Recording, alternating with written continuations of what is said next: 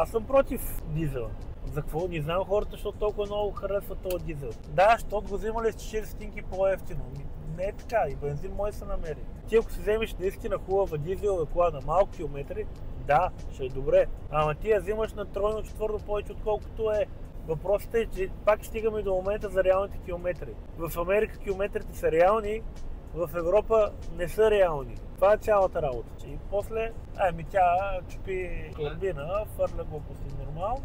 Много хора с дизелови мотори вече им дотяга и се обръщат към бензиновите. Виж сега, дизела е направен за строителна техника и за камиони, и за такива работи.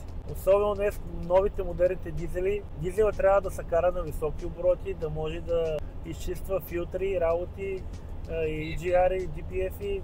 В града да вземеш дизел и да го караш, ти караш с 50 км. Няма как, автоматик се е повечето даже. Няма къде да дигнеш 3-4 хиляди оборота, 5 да го караш, да изпушваш. И те оттам идват проблемите. Дюзата на бензина ти е 300-400 лева, дюзата на нафта ти е 2 бона. Така че ти си прави сметка. Всеки човек си има вкус. Не може да наложиш твоето мнение на някой друг.